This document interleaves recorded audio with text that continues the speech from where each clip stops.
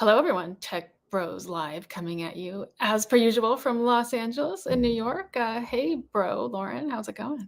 Good. What's going on, Mary? What is the tech world? What's the new nonsense going on this week? What's it looking like? I actually took some time off after leaving my last job, Qubit, and I'm now diving back into picking up some consulting again. I had a bit of hesitation just because I don't want to dive onto the AI hype train unthinkingly. Sort of there's limitless work if one wants to do so with my skill set as someone who can do the marketing for these organizations, and I kind of wanted to be picky and choosy. So in coming weeks, maybe I'll give you some updates on the stuff that I've decided to do now. But I'm kind of retiring from my short-lived sabbatical to do consulting, and during that time I did some stuff that I don't usually do, which is like kind of be a stay-at-home mom and like volunteer at school. So I've got a full afternoon ahead of me of volunteering for Black History Month at my daughter's school. So that'll be cool. Fun. So non-tech stuff, but yeah. Yeah. I'll tell you about my AI consulting. How about you? What have you been up to? I'm deep in the AI consulting world, so I'm the opposite of you. I have not volunteered at schools. Shame on me. Shame on you. Yeah.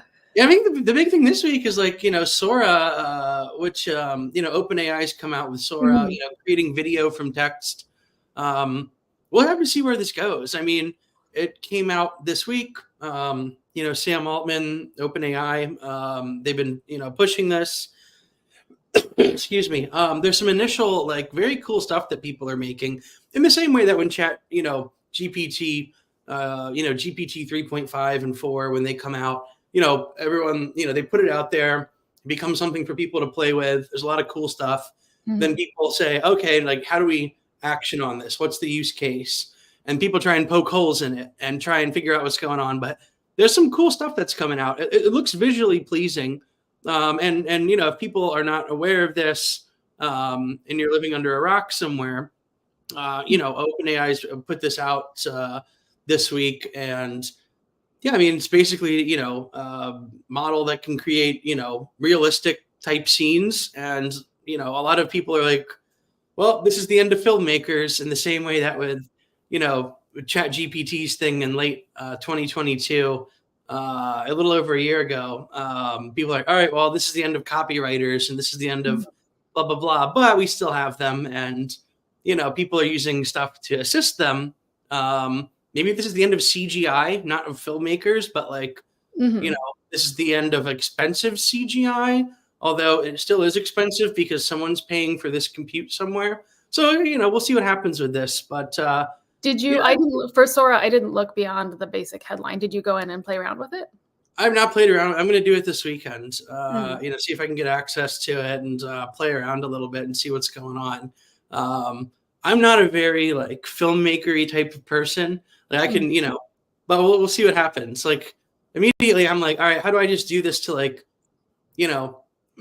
forget doing this on OpenAI, but is this something that with a language model or something someone can use to do product demos of their product instead of laboring through all the stuff and can we write documentation on our product? And I'm thinking B2B mindset, which is maybe the wrong way to do it.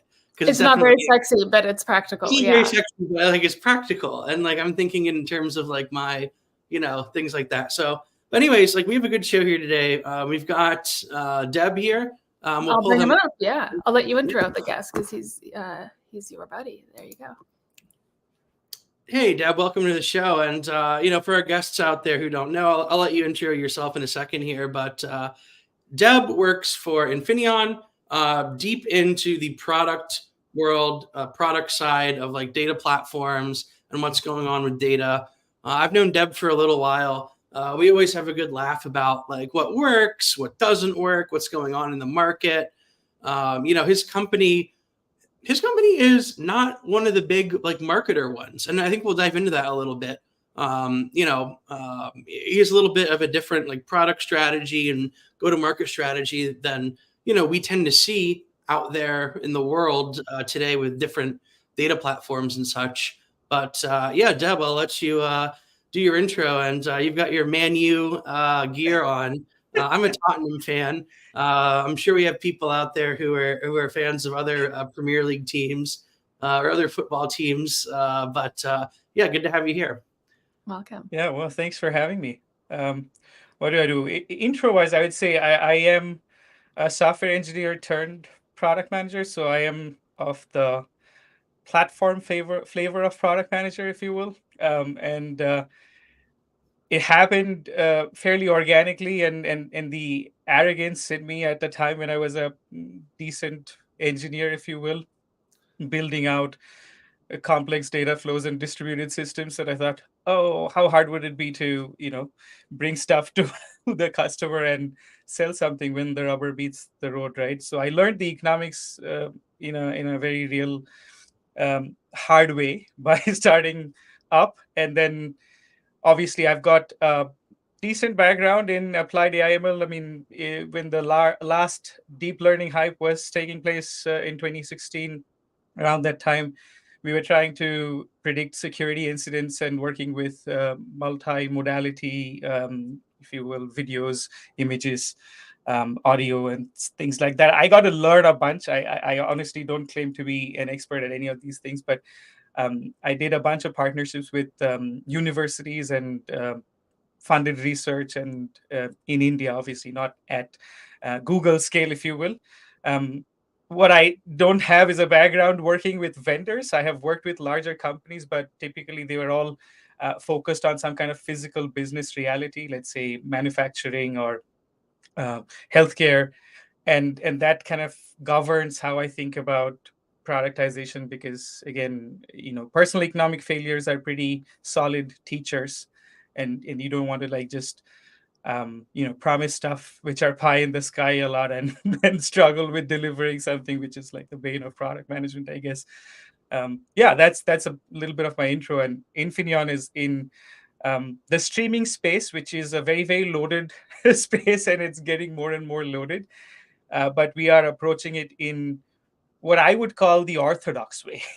Not modern, not postmodern, but just getting into the basics of computing and see what is available, and try to take some first principles approach, and treat real constraints the way they are, and build something hopefully meaningful that makes a dent in the universe of data. In Infineon, not what I put in the slide, InfinityOn. Sorry about that. But Infineon, love it. And so when you talk about streaming here, like what's going? I think I have a lot of opinions about this, but I'll let you speak on it. Like, what's going on with streaming and related like CDC, real time things like that? Like, what's going on in the market right now, and what's fluff and what isn't, and how are you approaching all of this? And Confluent is kind of up and down. Confluent, if people don't know, they're the people who, publicly traded company. They're the people behind Kafka, J. Krebs and company. LinkedIn originally, I believe, is where they started it. And they've kind of been the leader in this space, or they've had the talk track for a while. Other people have improved on certain things. Like what's going on in the market out there with streaming, and what's going on in the market out there with the vendor solutions out there, and what people are actually using or not using. I will kind of break it down. Product managers are, they are known to be navel gazers in terms of frameworks. So I'll just like use some framework to frame this. Think desirability, feasibility, and viability. Desirability is customer facing, which we will ignore conveniently. Feasibility and viability, which is viability of business and feasibility of technology, right? So let's start with viability. Now, we have, for maybe the past, my entire career, which is spanning 17 years or so 2-3 decades, wanted to work at a level of abstraction with nouns and verbs. What that means is, in any business context, you want to say, what are my customers? So for a healthcare company, it might be the patient or the member. For an e-commerce business, it might be the product you're selling, and this kind of thing. They want to operate at that level and drive business value out of it, which means that they need to assemble teams, which is the data team, if you will, to work at the level of abstraction that is real for the business. Now, that's hard to do in the distributed compute space. So if we go from that quick bit on viability to the feasibility aspect of it, what we see, Google put out something yesterday called the fifth epoch of distributed computing. Google Cloud put it out there. And if you look at that, what you'd find is that they're charting out, way before my career even started, how these things evolved. So Confluent, to your point, obviously is the giant player in the space. They posted some 777 million in revenue. I think they're growing at scale. But one of the challenges that most people who have been in the space is talking about is the fact that these technology pieces or components, if you will, they all came from these large tech companies, and then they were gifted as open source projects. They're really good technology, but each piece that you need to like glue together, if you were to sort of go to this route of unified composability, those two words are also gaining traction, and therefore baggage in the in the market. Now the big players, like say those that have got few $100 million in the bank, can obviously make a marketing splash as well as make good on some of these things. uh, you would basically need a few different things. You will need efficient storage, efficient processing, efficient networking. These are like all basic first principles, right? And then abstraction layers to kind of interact with it, right? So that's where generally things are. Market, there are a few products which are built in, let's say newer programming paradigms like Golang. There are products which do SQL compilation, play at the semantic layer, and parse out SQL queries to run jobs on, say, Kafka Flink, so abstract out the complexity of managing that infrastructure and so on. At Infineon, we essentially, admittedly, would say that there are two things that we believe to be true. One is that CDC is not a sustainable pattern. And people talk about how it impacts the database and how it is always going to increase cost. So you want to work with events at the source of your application. And so CDC is an anti-pattern for us. We do not do CDC. The second piece is that we do not believe, and for better or worse, we do not believe that the future of this data processing can be done in the Java JVM paradigm. So we are an entirely Rust shop, and our execution engine is WebAssembly. Now, people would immediately be like, oh, you know what? Does it mean that I need to now learn Rust? It was true for a certain period of time, but now with the WebAssembly component model, we are able to implement language agnostic types and extend it to Python users, to other users. And that's the biggest gap right now, the chasm for adoption, is this double-edged sword of Rust. The very thing that gives you performance, because for context, Kafka is like a 6 GB download. Our binary is 50 megs. It's even smaller than the alternative to Kafka, which claims to be 10x Kafka.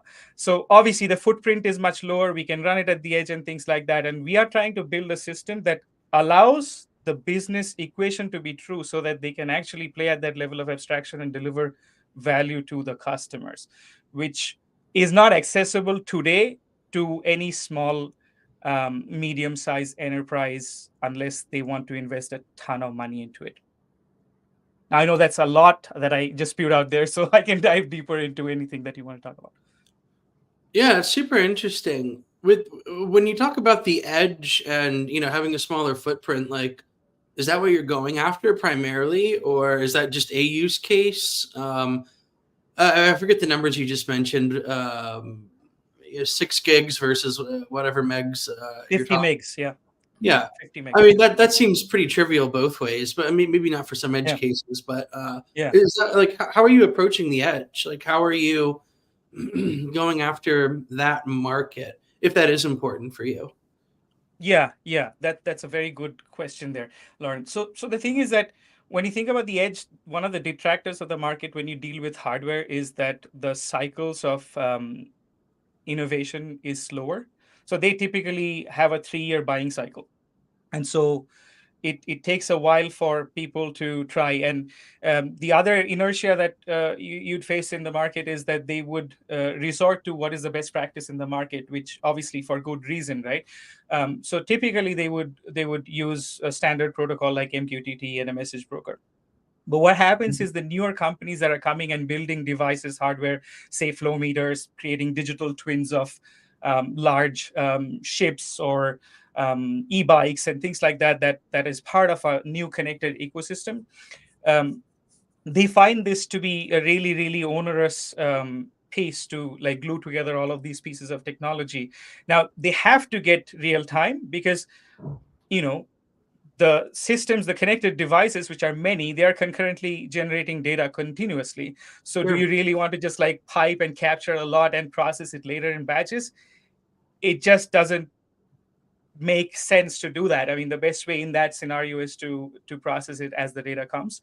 And so we are essentially our, I would say 60% of our pilot customers are essentially device and hard. They are in the place of hardware and software, and we enable like the on-stream analytical capabilities with them. Now, there is another pattern in SaaS, which you would find like the latest Y Combinator companies, or you talk to Soren, right, from Crosshatch. There are people who are trying to build experiences whereby they need to aggregate data from multiple APIs. So let's think like making 700 different API calls on demand. And it's not real time, but it's just like you, Lauren, want to go to this website and personalize your experience. And in order to do that, I need to capture all of this data, enrich it, and give it to you. And that's not like a velocity problem, more like a variety problem. And the current systems take like, in the orders of minutes to do this kind of workload, and that's not like the experience that we want, right? So those are the cases that we are solving. Sure, sure. I'll ask maybe it's a spicy question, but when you're talking to customers, I always sort these types of things into people who want, there's two levels of the spectrum here, or like of this line graph, and one is the Kubernetes crowd, and one is like, we'll just buy a managed something and we want you to manage it for us crowd. Yeah. And things can occur on the spectrum. Yeah. Where one side is just pure SaaS, it was one way I guess I would put it.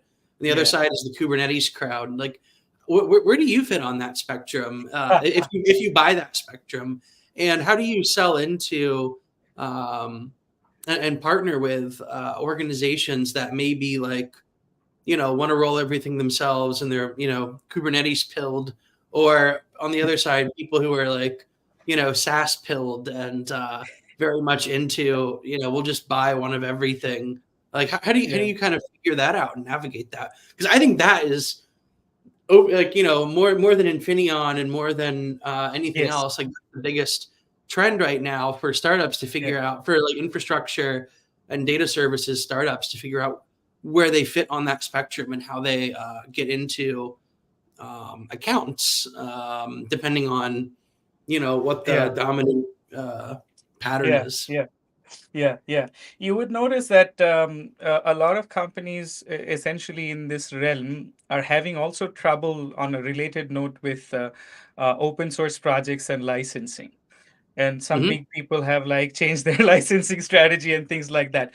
Well, let's again go back to the basics and what are the realities, right? Like to your point, okay, as a business to survive, I need paying customers.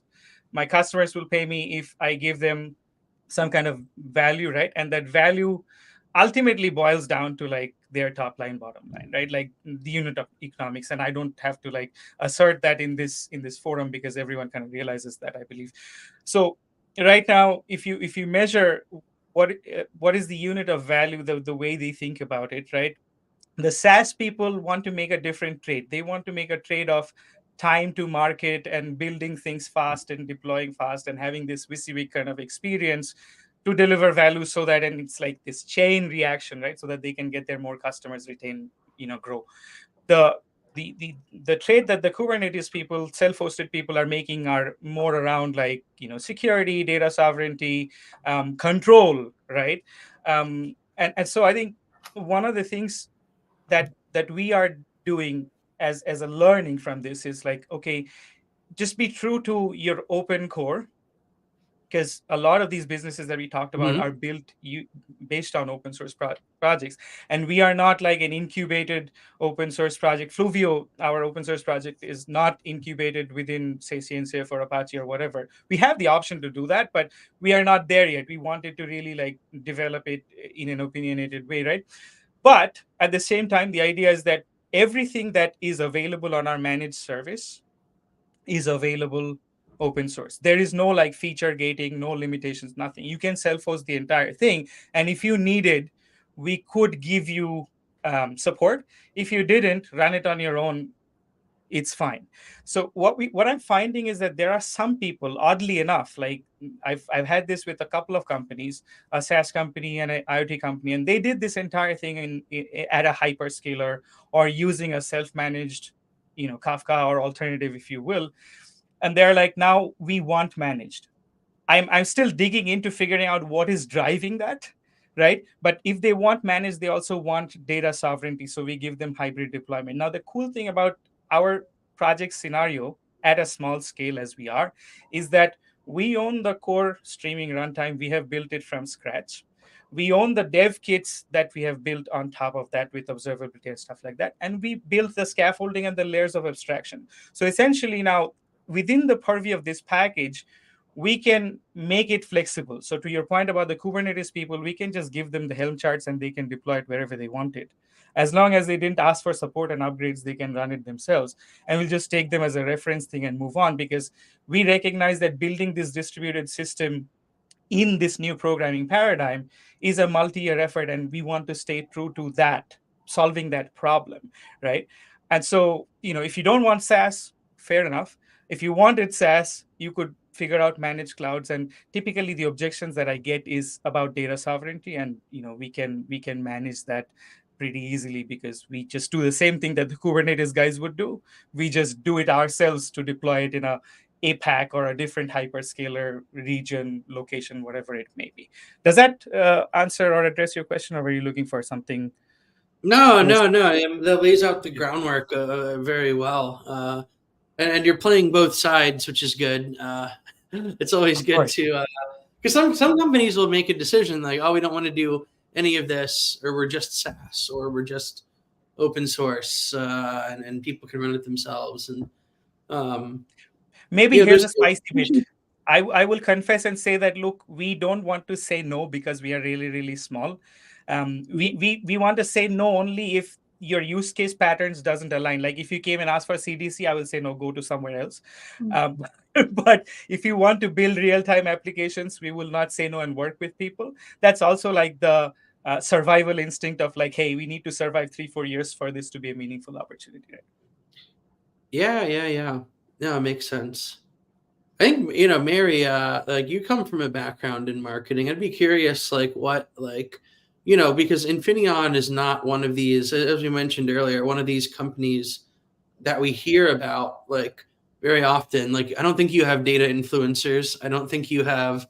I mean, now you're on the show, so now you're technically an influencer, for better or worse. One of the good ones. Yeah. But like, I'd be curious, Mary, like, you come from a background in marketing. Like, what are your thoughts on like, the approach that Deb and InfinityOn are taking with, maybe not doing the marketing or. Well, I think all I'd say is this particular moment in time where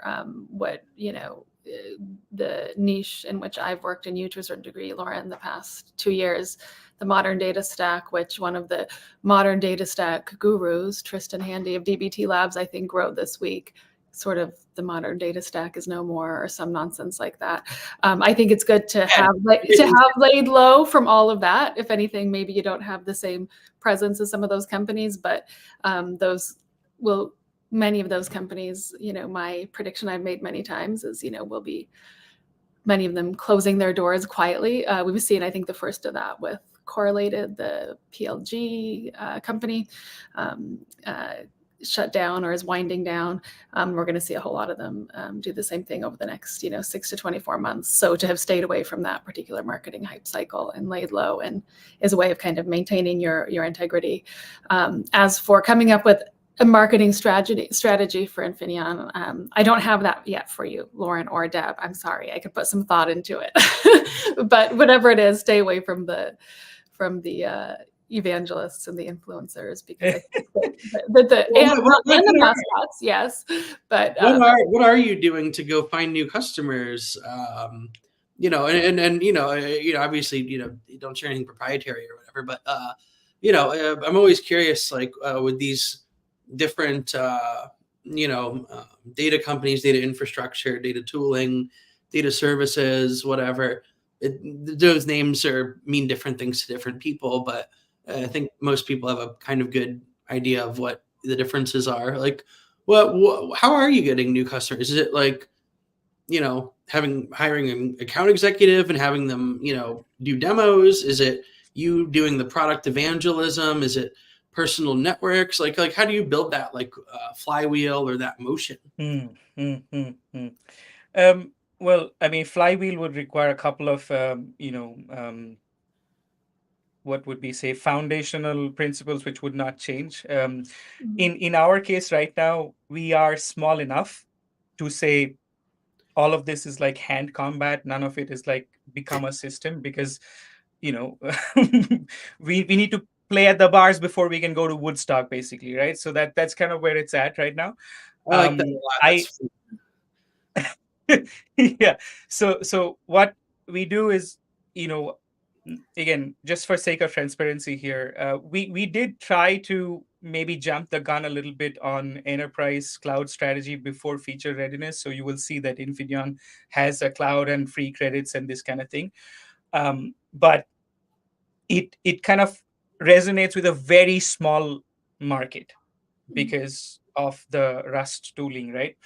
So now, as we build out the model which supports other programming paradigms, and it's a dev tool, right? So the other point is, like, developers, to your point, Mary, don't really want to be marketed to, but somehow as soon as they wear the other hat, it becomes like, oh, let's just do some fans. And it's a temptation for us as well, because if everyone is talking about Gen AI, we are like, you know what, yesterday I posted something that, look, can I make an API call out to OpenAI API and show you like some kind of text response or something? Yeah, I could do that.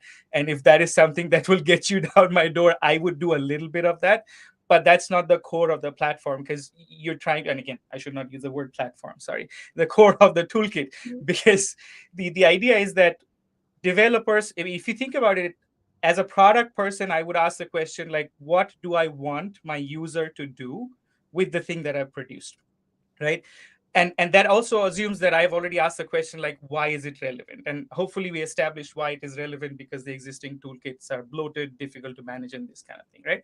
So now the developers need a very, very easy to use self-hosted experience, and no frills, like self-serve and this kind of thing. So what I'm starting to do in the open source, the first thing we did last year is to like make it very easy to install and get started. So you can like run all the examples that I'm showing on LinkedIn locally within a matter of like minutes. And once we get that, what we do is we do some bug bounties, and just engaging the community a little bit, and collaborations with people who are building open source projects. And I'll have one live session soon. The people that we are getting are extremely smart. They're brilliant people, like Harvard scholars and people who have like taught the Stanford data science course, and they get it, right? Now they are like the first innovators, if you will, right? So they build with something. We don't want to ask them for money or whatever, but that shows what you can do with our platform. And we then use them as case studies to say, okay, here is how we are solving this, exposing observability and consumption metrics. Not to steal Monjyoti's thunder, but this is a slightly sidebar story. So there was this guy who got me introduced to Fluvio before I even found this job. And he's like in a small town in Northeast India. And we worked together at a company called COVID. It's spelled with a K. But the guy is brilliant. And I mean, 2 months after I hired him, he came and told me that he's getting an interview with OpenAI, and I retained him, which he holds a grudge against me for that. good for you. Good for you. Bad for him, maybe, but good for you. Good Yeah, I management. mean, I guess. So anyways, I was speaking with him yesterday, and he's like, look, I'm going to run like a basic AI inferencing on 3 Raspberry Pis using Fluvio. Okay. Now, I'm not going to ask him to pay for that, obviously, right? Like I'll activate and enable that. And I'm doing that with a few professors and students and this kind of thing. So that creates a little bit of a flywheel of community building, engagement, and building patterns that are actually relevant. And you can draw the association with like live use cases, right? And then when we do that, I rely on tech blogs and going to DevTo and other forums and things like that, which is getting people people's interests. And then we see people trickle in on Discord and say, hey, I'm using this existing solution, whatever it may be. How does yours compare? And we can then reframe the conversation and say, okay, fine, what is it that you're looking to do? Because it's not an apples to apples comparison. We can give you benchmarks, for example, but we don't really like do comparative benchmarks yet. We are too small, but we can help you with that. The rest of it, like I said, hand combat is like outreach, connects of connects, network, and showing them the demo and giving them access to it, and then figuring out like how we can support them with a small use case that augments their current stack, whatever it may be, AI, operational, this and that, because we are a very flexible plug and play kind of system. And then we get that going, and then we do the marketing based on that reference, right? Like reference customers are also the bane of my existence as a product person. I don't want to just like say, oh, this is what is, this many people uses this solution without any proof point of this, right? So yeah, it takes a little bit. I always say like the path to the promised land is through the wilderness. So we are kind of in the wilderness, seeing the light at the end of the tunnel, and yeah, working towards it. You got some good adages there. We're gonna have to start writing these down. The bar is on your way to Woodstock. Yeah, playing in bars before you go to Woodstock. That's a good one. Is that yours, or did someone else come up with that? That's a good one. I like that one. I think I came up with that with someone who coached us. Someone who coached me, Laura. She was with Gradient. She's now head of people at Flutterflow. I think she liked this one. I don't know if she's listening in or not, but yeah, we came up with this together. I think she was like bouncing, jiving with ideas to say we need to start small, do the basics right.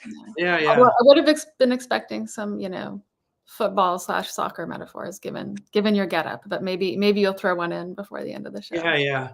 Well, throw one in. There's one. You throw from the side.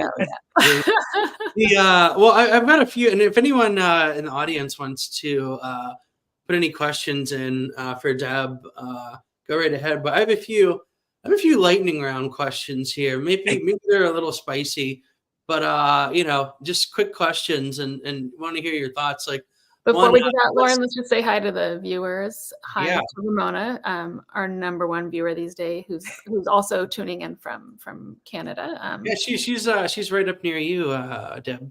Yeah, and hello to Soren, who warned us that the streaming might be kind of jerky for some folks. So sorry about that, but you're going to have to deal with it because we don't have control over this. This is StreamYard, which I think is owned by Hopin, which I think was sold for parts. Hopin,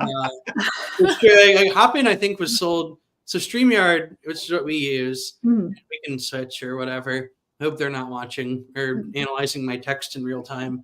I don't think they're capable of that. But we can always switch to something else in the future. But they were one of these stories that they just got sold for parts, 15, 16 million or something. I hadn't followed that. Yeah, we're paying for it, by the way. I'm paying for it $25 a month. So if it's not serving us, we'll switch to another service. But thus far, it's been pretty dependable. So it's been pretty good. It might be a little jerky here, and if not, then we'll fix it on YouTube. Yeah, and hello to Larry, who also likes the bars before Woodstock. Okay, now you go into your couple good questions here. What is KSQL? Like, we were talking about things that are dead or not dead earlier. Is KSQL dead? And is KSQL, KSQL, Kafka offering, is that dead? And are you going after it? Well, the fact that Confluent is saying that Flink and Kafka are a match made in heaven is kind of telling in that regard, because KSQL was supposed to be doing similar things. There are newer players coming out who are putting SQL interfaces on top of Flink. So, is it dead? Probably not, because change is really, really hard in larger companies, but maybe close to its end of life. Yeah. Second is, you talked about CDC being an anti-pattern earlier. I know everybody in this space, in all these spaces. We've had Raj Sen on. We had Johnny at Estuary on. He's the CTO, and Raj is the CTO of.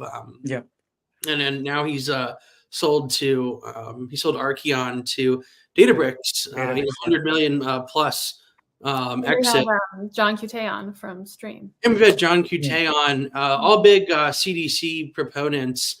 But my question is, like, a lot of people are still storing data in Postgres. They're storing it in a database, and for them, CDC like seems like the most obvious solution. So how are you at InfinityOn like going after that market, or are you just saying like, at a certain point, like, we're never going to convince you to stop putting your data in Postgres or whatever storage?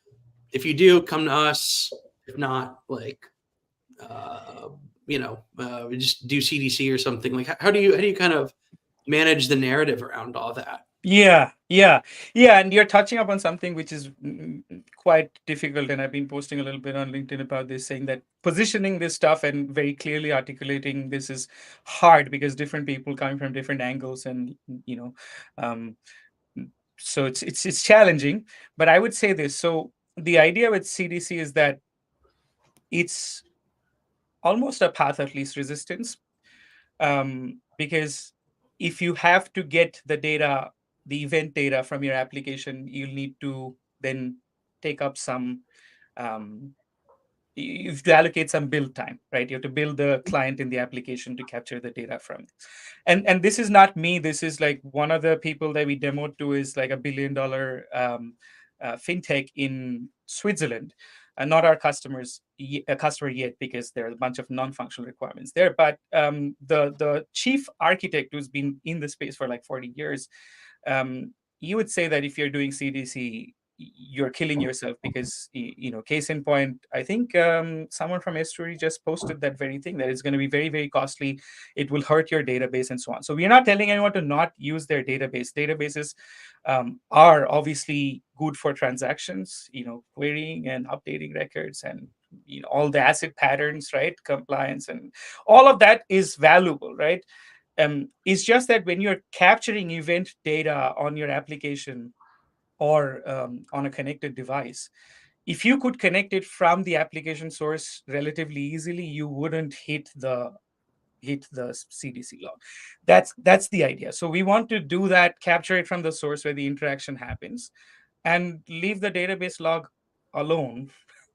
And we will help you basically realize that particular efficiency, because we have the tooling that we have built to effectively tackle that. Now, that will meet with a bunch of inertia, because mindset changes are also like not easy, right? So it's almost like, I will save the money for you. Let me put the dollars in your pocket. You just like allow me to hear and do it.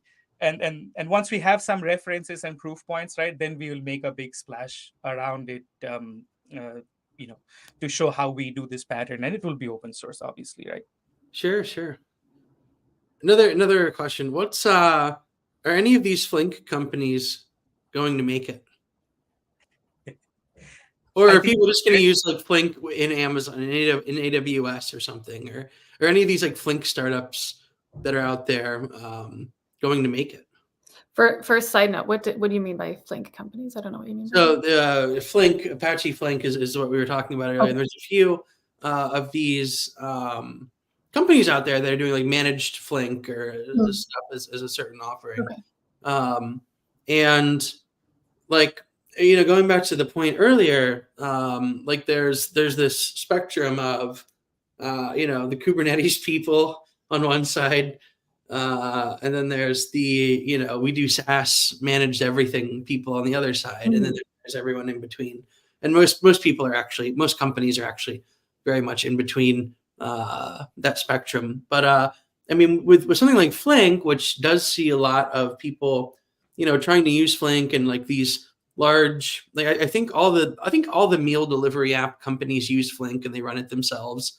I think that like everyone at that type of scale uses it, and it's been good for building the community and building the people around it. But like, okay, are smaller companies really going to pay for the managed offering? Are these big companies going to switch to a managed offering?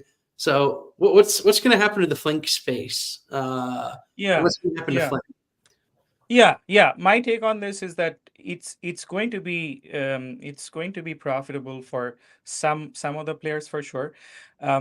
The value add essentially would be in the layer of abstraction for them, because obviously these larger companies that you mentioned, meal delivery and all, they always talk about the challenge and the complexity of A, managing the systems and the infrastructure, and B, working through the time and completeness part of the job, which is reference to the Google data flow paper. And there are alternatives that are popping up which uses essentially the engine and abstracts out. And I think they would make it to a certain degree, right?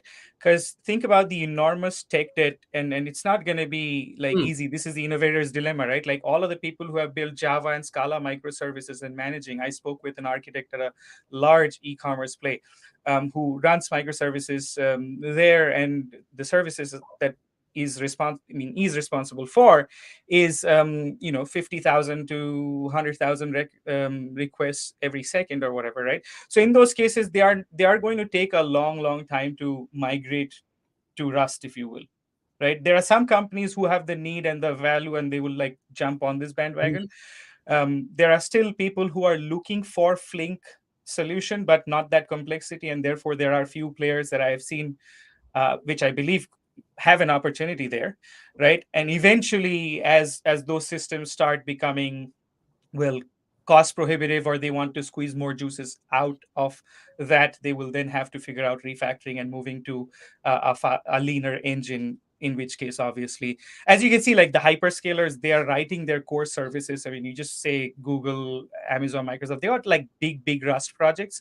Amazon has got something where they are like even creating an interface for their Java programs to interoperate and use a Rust engine. And there's a reason for that, right? Because it's valuable to them at that scale. Most smaller businesses would be happy with using Flink or some kind of managed service. And I would believe like they would have some future, certainly for the next maybe a decade or so. Yeah. What about all these file format companies and file format things that are coming out? Yeah, you started laughing already, and so there's and just to be specific, there's like Iceberg, and Tabular is the company um, affiliated with that.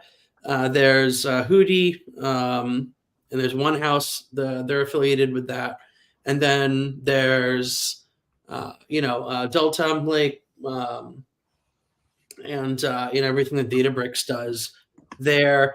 What's going on with all of these, and what's your take on all of this? Because there's a lot of hype around it. Like, it sounds like a good idea. Like, I've used Iceberg and I've played around with it, and I think it's fine. For but is it like what's gonna happen with all this? What's your take on all of this? Oh, did we lose you? Oh. Oh. Uh, Did I I went don't know. to backstage. I don't know. I went to backstage again and came back. It's fine. I Sorry had about I thought that. you got scared of. I thought you got scared of talking about file formats and yeah. No, what's going on with this file formatting tape world? no. Well, the file format thing, I think they are.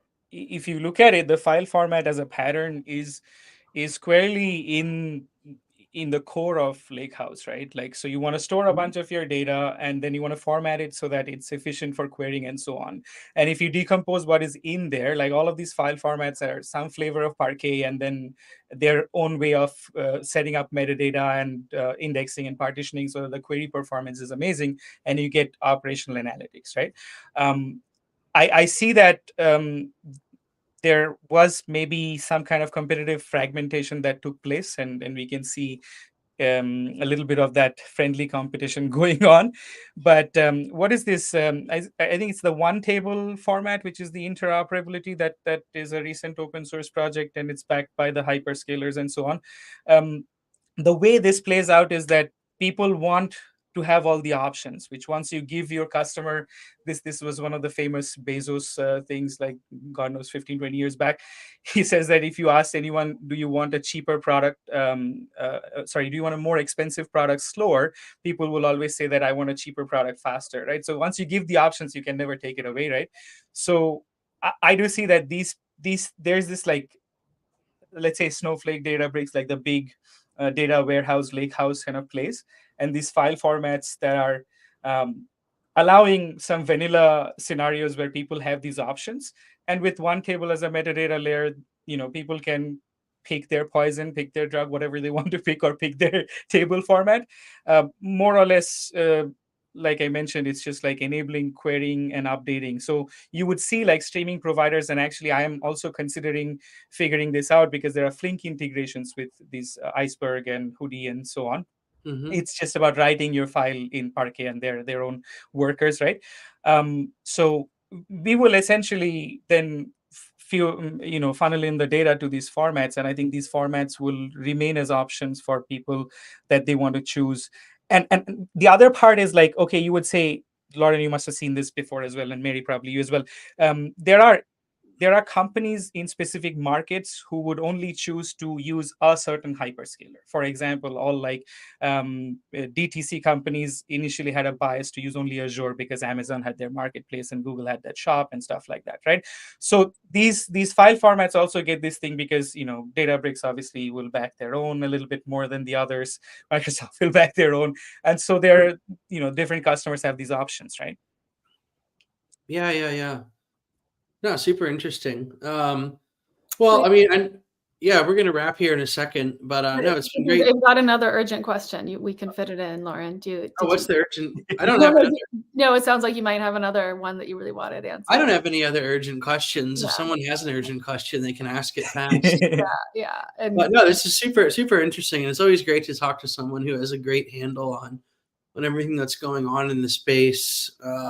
And my only other question, this is more of a throwaway. You do have that unique knack for talking kind of in the weeds, but in a way that's easy to understand for Thank you. Lauren is in the weeds, so the time flew by today, Deb. But you're a bro now, so we'll get you back on.